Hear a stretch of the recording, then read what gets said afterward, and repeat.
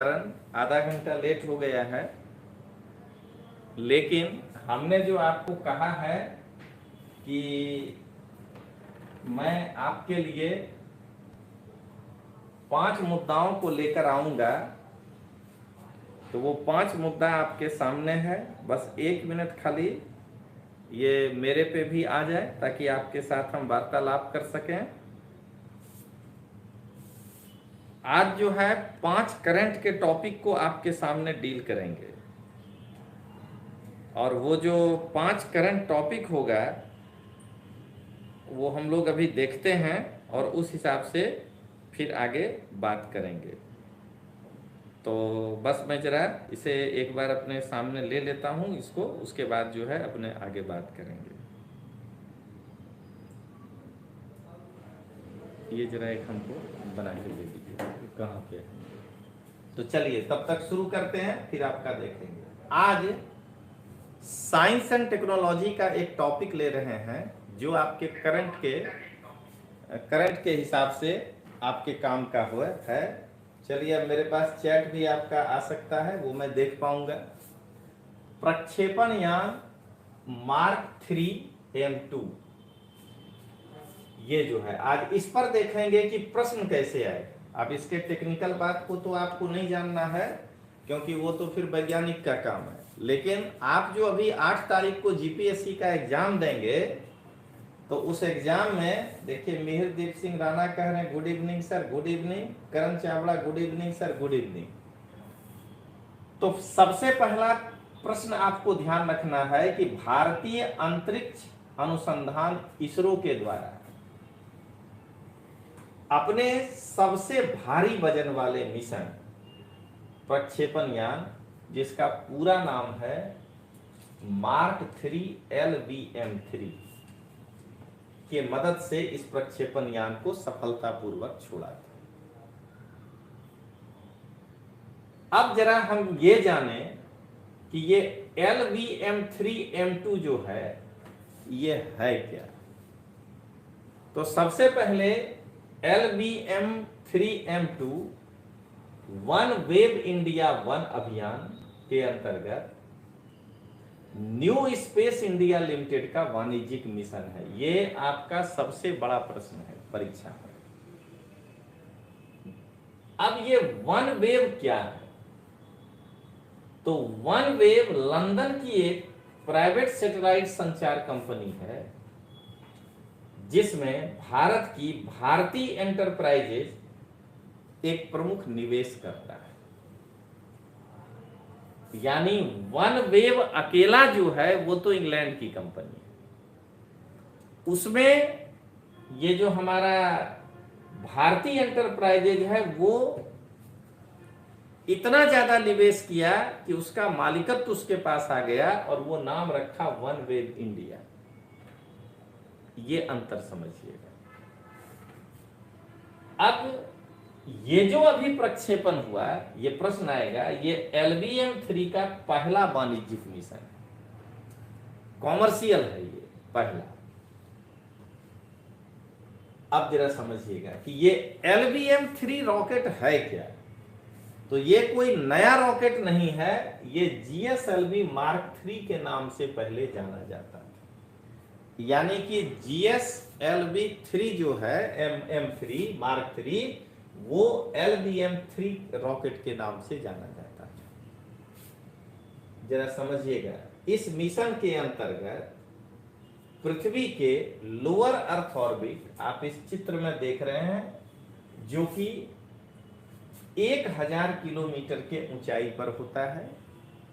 जब क्लास में पढ़ाते हैं तब LEO, MEO और HEO ये सब क्लास में बताते हैं। फिर जियो सिंक्रोनस क्या होता है सारे ऑर्बिट क्लास में बताते हैं। तो कंपनी के 36 ब्रॉडबैंड संचार उपग्रह को यहां स्थापित किया गया और इसी मिशन के द्वारा 6 टन का यानी 5796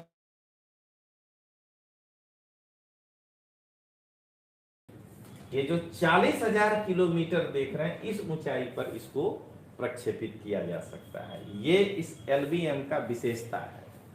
विशेषता क्या है तो इसको लोअर अर्थ ऑर्बिट में भी आप जो है भेज सकते हैं, और इसको जो है अगर बहुत भारी 6 टन के छोटा सा है, इसको आप 36,000 किलोमीटर पर भी भेज सकते हैं। अब आइए, LBM-3 जो रॉकेट है ये 3 चरण वाला प्रक्षेपण यान है, 3 स्टेज जो है। इसमें 2 सॉलिड स्ट्रेच ऑन मोटर्स, ये प्रिंटिंग मिस्टेक है, अगर हमको साइंस नहीं आता तभी हम यही बात बोल जाते, ये है S200। तो ये 2 सॉलिड स्ट्रेच ऑन मोटर्स जिसका नाम है S200, एक लिक्विड कोर स्टेज और एक high thrust cryogenic upper stage, यानी ये जो 3 चरण वाला प्रक्षेपण यान है उसमें एक चरण में सॉलिड स्ट्रेच ऑन मोटर्स लगा है, लिक्विड कोर स्टेज सेकेंड चरण में लगा है, और एक high thrust cryogenic upper stage लगा हुआ है।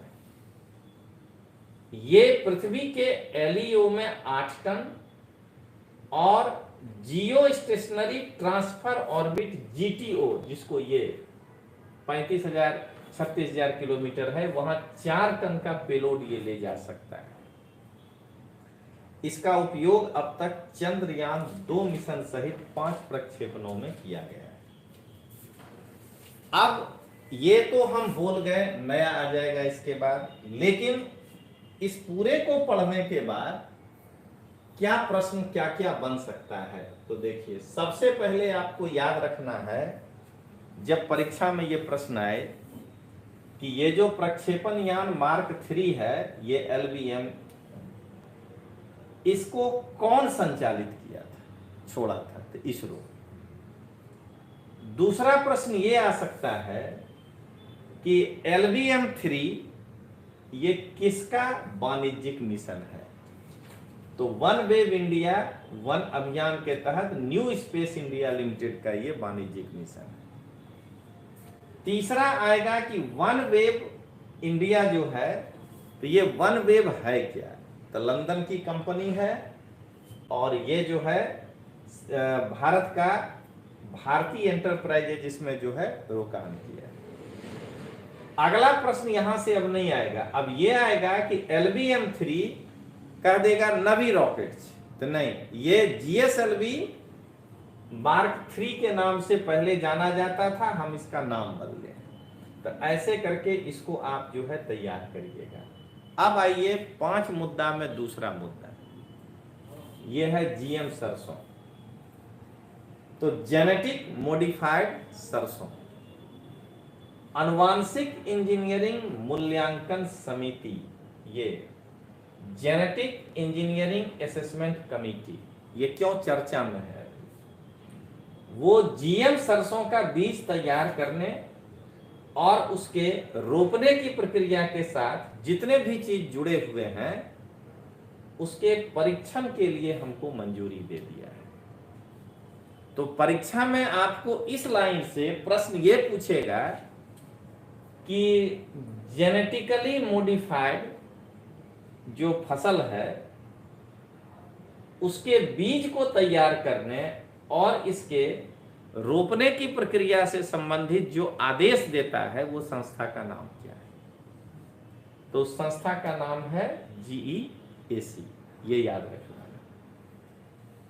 अब जब ये तैयार होगा, क्योंकि कोई कंपनी ही लेगा उसको, क्योंकि उसी को फायदा होना है, तो वो किस ब्रांड के नाम से तैयार होगा, तो ये होगा धारा मस्टर्ड हाइब्रिड 11 के नाम से जाना जाएगा। अब धारा मस्टर्ड हाइब्रिड 11, देखिए प्रश्न ऐसे दे देगा कि धारा मस्टर्ड हाइब्रिड 11 है जेनेटिकली मॉडिफाइड, विदेश से मंगाई हुई कोई जो है सरसों, भारत की परंपरागत सरसों का बीज, ये भी आपको क्वेश्चन आ सकता है। अब कहेगा इसका विकास कौन किया है, तो इसका विकास दिल्ली विश्वविद्यालय के centre for genetic manipulation of Coke plant के वैज्ञानिकों के द्वारा किया गया है। ये बेहतरीन चीज ध्यान रखना है ये दिल्ली विश्वविद्यालय के द्वारा तैयार किया गया, लेकिन उसका जो डिपार्टमेंट का नाम है वो है centre for genetic manipulation of Coke plant, वहां ये तैयार हुआ है। अब इसका निर्माण कैसे हुआ? जेनेटिकली मॉडिफाइड करेंगे तो जाहिर है कि दो पौधे को क्रॉस कराएंगे, दोनों के जीन को मिलाएंगे। तो इसका निर्माण सरसों के भारतीय प्रजाति वरुणा के का क्रॉस कराया गया पूर्वी यूरोप की प्रजाति थी अर्ली हीरा 2। देख रहे हैं कि करंट पढ़ने में कहां मिस्टेक करते हैं हम लोग। ऊपर वाला सबको याद है, लेकिन अगर कह दे ऐसा ही 4 प्रजाति का नाम दे दे दोनों तरफ से कि इसके क्रॉसिंग से जीएम मॉडिफाइड सरसों तैयार हुआ है। पूर्वी यूरोप, ये तीसरा करंट पर करंट हो गया, क्योंकि पूर्वी यूरोप में ही आता है क्या कहते हैं रोमानिया, आई रूस वाला झगड़ा भी वो इसी में आता है। तो इसीलिए जरा ध्यान रखिएगा इस चीज को। तो ये जो है अर्ली हीरा 2, ये यूरोप के जो पूर्वी कंट्री हैं वहां पर जो है ये सरसों होता है। हमारा जो है इंडियन क्वालिटी का नाम था वरुणा, उसको क्रॉस करा के हम इसको जेनेटिकली मॉडिफाइड किए, और वो जो आएगा प्रोडक्ट उसका नाम होगा धारा मस्टर्ड हाइब्रिड 11। बस परीक्षा में यही सब अपने छोड़ देते हैं जिसके कारण ये नहीं होता है। धारा मस्टर्ड हाइब्रिड 11 को ट्रांसजेनिक टेक्नोलॉजी के माध्यम से बनाया गया है, जिसमें ये 2 जीन डाला गया है, बानेस और बारस्टार। इस जीन को डाल के तब जेनेटिकली मॉडिफाइड कराया गया। इसीलिए मैं बार बार जब ऑफलाइन क्लास में होता हूं तो मैं लड़के को बार बार सलाह देता हूं कि ट्रेडिशनल पहले पढ़ना, जीएम क्या है पहले अगर ये नहीं मालूम है तो करंट करके क्या कर लीजिए। जेनेटिकली मॉडिफाइड कैसे करते हैं साइंस टेक में जब ये पढ़ाते हैं तो उस वक्त लड़का को ध्यान नहीं रहता, यही प्रॉब्लम है। अब आइए क्या कहता है, बारस्टार जीन DMH 11 का फलद्रुप बीज पैदा करने का क्षमता स्थापित करता है। मतलब ये है, ये DMH 11 घबराइएगा नहीं, धारा मस्टर्ड हाइब्रिड 11 है ये। मतलब बारस्टर जीन जो उसमें डाले तो उससे उसकी फलद्रुपता बढ़ेगी। यानी कि अगर सरसों का इतना बड़ा बाली होता होगा जिसमें 50 दाना सरसों का होता हो एक डंठल से, तो समझना है कि इसमें 300 दाना हो जाएगा, तो इतना सरसों निकलेगा। यानी डाल के जब पेरेंगे तो उससे तेल ज्यादा निकलेगा। तो बारस्टर जीन का काम क्या है, उसकी फलद्रुपता बढ़ाना। अब जरा सुनिएगा, अब ब्रोनेस जीन क्या है, तो आजकल जिस प्रकार से बायोडायवर्सिटी को खतरा हो गया है कि तितली गायब हो गई है। वो जो फतिंगा कीटा होता था जिसका कि दोनों पंखा तोड़ के उड़ाते थे बाद में, आप लोग नहीं उड़ाए हैं तो गलती आपकी है, हम तो उड़ाए हुए हैं। टिकनी बोलते थे, पीछे से हल्का सा पूंछ होता है और पंख ऐसे करके उड़ता है। तो उसको हम लोग जब बैठा होता था तो गाल ऐसे फुलाते थे और तब जाके पकड़ते थे, अब पकड़ के उसका पंखी तोड़ देते थे, उसके बाद फेंकते थे तो बहुत नहीं उड़ पाता था। कई बार उसका जो पुछड़ी है उसमें एकदम पतला सिक्की डाल देते थे और फिर उड़ाते थे तो गिर जाता था, क्योंकि उतना लेके उड़ने में क्षमता नहीं था। तो पहले ये सब दिखता था जब हम लोग बच्चा थे। तितली एकदम चुपचाप जाके पकड़ना है, अब किसको पकड़िएगा, दिखेगा तो नहीं पकड़िएगा। इसीलिए अब ये स्वपरागन करेगा। पहले तितली इस पौधे पे बैठी, इसके फूल का जो है पराग ली, दूसरे के पे डाल दी तो उसमें फूल उग गया। लेकिन सरसों में फूल आता है तो ये अब तितली ही नहीं है तो इसका फूल का पराग दूसरे पे कौन डालेगा, तो ये बिना तितली के स्वपरागण करेगा। अब जरा बताइए, अगर ये पूछ दे कि ब्रोनेस जीन का क्या काम है, बोनेस का, अब बारस्टर का, तो ये दो मिला करके मॉडिफाइड कर दिए। अब ये कीट और रोग रोधी भी है, माने इसके लिए कीटनाशक पेस्टिसाइड छींटने का जरूरत नहीं है, इसको कीड़ा खा ही नहीं पाएगा, सीधी सी बात। तो अब जरा ध्यान दीजिएगा कि जीईएसी लास्टली में पूछेगा कि ये जो है ये किस मंत्रालय के अधीन काम करता है। यही जीपीएससी में परीक्षा आ जाता है क्वेश्चन। तो पर्यावरण वन अने आबो हवा परिवर्तन मंत्रालय के अंतर्गत काम करता है। यही जब आप इतना ध्यान से पढ़िएगा तब जाके आप पकड़ पाइएगा। अब आइए तीसरा मुद्दा एक इकोनॉमिक्स का लेकर। अभी रोज दोस्तों मैं 5 मुद्दा लेकर आपके सामने आऊंगा, ऐसा सब एकदम घातक वाला। भारतीय रिजर्व बैंक की डिजिटल करेंसी, ये मिस्टेक है, हम कबूलते हैं कि भाई गुजराती होने के बाद हम नहीं करते हैं, तो जिसको दिए हैं फिर गलती उनकी है, मेरी नहीं है। तो सुनिएगा, भारतीय रिजर्व बैंक के द्वारा डिजिटल रुपया से संबंधित एक पायलट प्रोजेक्ट की शुरुआत की गई है। ये क्या है? तो इसमें डिजिटल रुपया का उपयोग सेकेंडरी बाजार में सरकारी सिक्योरिटीज के लेबर देवर में किया जाता है। अब जरा बताइएगा कि जिसमें टीचर क्लास में आता है ऑफलाइन में आपको इकोनॉमिक्स पढ़ाने, तो उस समय अगर ये वाला बात बढ़िया से पढ़ लीजिए कि प्राइमरी मार्केट क्या है, सेकेंडरी मार्केट क्या है, तो आज समझ में आ जाएगा कि नहीं आ जाएगा। ठीक है, आपको हम समझा देते हैं कि शेयर बाजार है, लेकिन आपको पता तो होना चाहिए कि प्राइमरी मार्केट क्या है और सेकेंडरी मार्केट। तो उस समय क्या है, मैं अब खाली पढ़ाने नहीं आ रहा हूं, मैं लड़कों को गाइड करने आ रहा हूं कि कहां वो गलती कर रहा है। उस समय भारत के महानतम टीचरों का जो 2M 3M वाला है उसका बात सुनते रहते हैं कि खाली करंट करो हो जाएगा। आपको बेसिक मालूम भी नहीं है, इसलिए आप इसको नहीं कर पा रहे हैं। आइए अब जरा आगे देखें।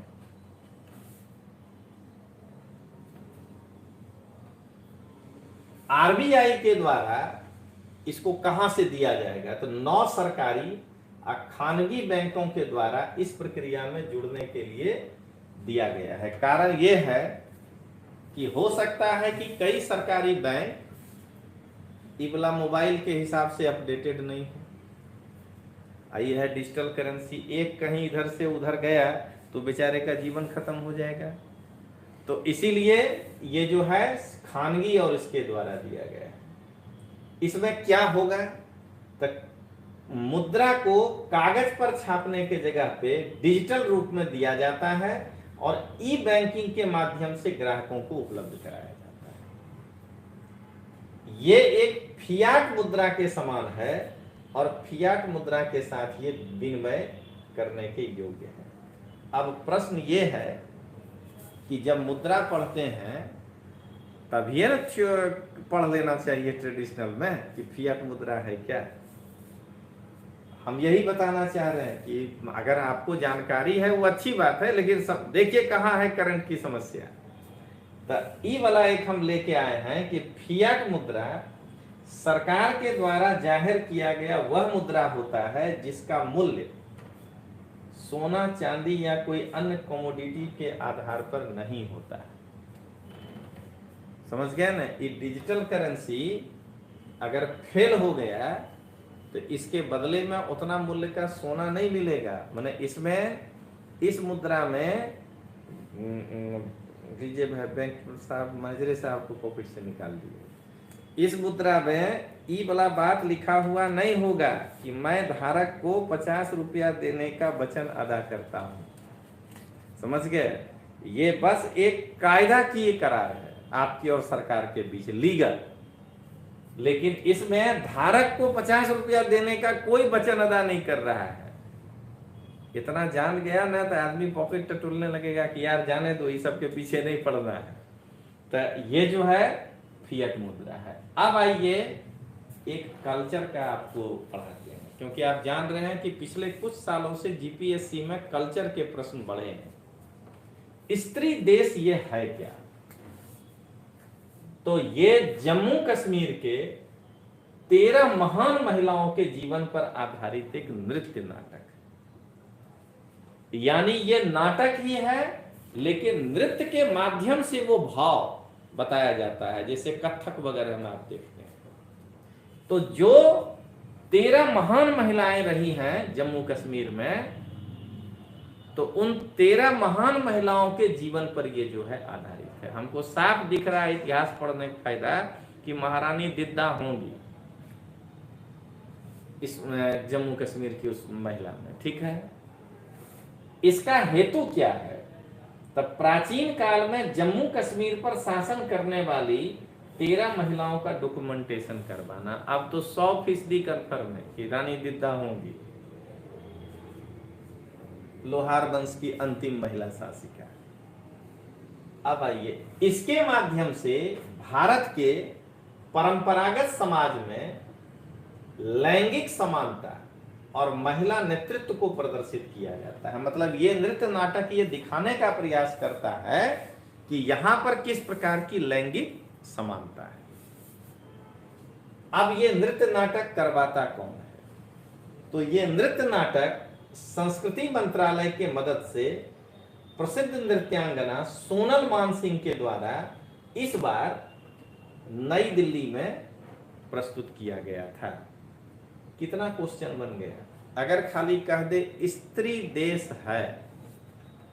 एकदम सिंपल सवाल, ए नृत्य, बी नाटक, सी नृत्य नाटक, इतने में घुसवा दीजिएगा, ठीक ना। वो जो जीपीएससी का स्टाइल है उसमें तो मामले खत्म हो जाएगा कि नीचे ना कथनों ऊपर विचार करो। अगर आपको करंट में दे दे कि इस बार स्त्री देश नाटक का मंचन निम्न में से किस कलाकार के द्वारा किया गया था, तो सोनल मानसिंह नृत्यांगना है। ये केवल नृत्यांगना नहीं है, ये राज्यसभा में नॉमिनेटेड मेंबर हैं। ये कला के क्षेत्र से नरेंद्र मोदी साहब इनको नॉमिनेट किए थे। अब आइए, पांचवा और अंतिम एक बायोलॉजी का करंट आपके साथ डील कर रहा है। डायनोकोकस रेडियो ड्यूरांस, ये क्या है? ये एक कठोर से कठोर जलवायु परिस्थिति में भी जीवित रहने वाला एक सक्षम जीवाणु है। सबसे ज्यादा विकिरण प्रतिरोधी है। माने अगर ये कहीं गलती से मतलब उस प्रकार का नेगेटिव वाला अगर ये निकल जाए जीवाणु, तो सोच लीजिए कि उसको आप रेडिएशन थेरेपी देके भी नहीं मार पाएंगे। मतलब रेडिएशन भी फेल हो गया, ये समझ लीजिए। इसे कोनन द बैक्टीरिया उपनाम दिया गया है। ये ठंडी, निर्जलीकरण, शून्यावकाश, एसिड कुछ भी दीजिए, इसके ऊपर फेंक दीजिए, सबसे खुद को सुरक्षित रख लेता है। ये जीवाणु का गुणसूत्र और प्लाज्मिड एक साथ जुड़ा होता है। बस देखिए, अब अगर बढ़िया से कोई लड़का बायोलॉजी पढ़ा हो तो वो प्लाज्मिड और गुणसूत्र क्या है वो पहले समझ लेगा। तो इसमें एक साथ होता है जो उसको तीव्र विकिरण के बाद भी विकिरण से उसको नुकसान तो हो जाता है, लेकिन उसका प्लाज्मिड और डीएनए साथ जुड़े होने के कारण ये तुरंत उसके क्षति को पूर्ति कर लेता है। तो आप एक बार रेडिएशन देंगे, हटाएंगे रेडिएशन और फिर से जीवित हो जाएगा, क्योंकि वो अपने कोशिका को फिर से क्षतिग्रस्त कोशिका को ठीक कर लेगा। तो ये बताइए कि इस कोशिका के अगर इस जीवाणु के मानव शरीर में गलत तरीके से घुस गया और अगर ये हार्म पहुंचाने वाला निकला, तो ये तो हमको लगता है कि वो विष्णु जी जो अवतार लिए थे, नरसिम्हा अवतार, ये तो उबला केस हो गया कि इसको भगवान वरदान दिए हैं कि नहीं तुम हवा में मरोगे, नहीं शून्य में मरोगे, नहीं ऐसी कोई असर नहीं होगा, नहीं तुमको विकिरण का असर होगा, तो इसको खत्म करने के लिए भगवान विष्णु को जो है 11वां 10वां अवतार लेना पड़ जाएगा। यही है साइंस और देखिए हमारे धर्म का विषय। तो इस तरह से दोस्तों आज हम लोग इन 5 मुद्दों को पूरा किए। ये हमारे लिए किस प्रकार का लेकर के आएगा समस्या मालूम नहीं। तो ये हमारा आज का था। कल फिर आते हैं अगला 5 मुद्दा लेकर। तब तक के लिए जय हिंद, जय भारत।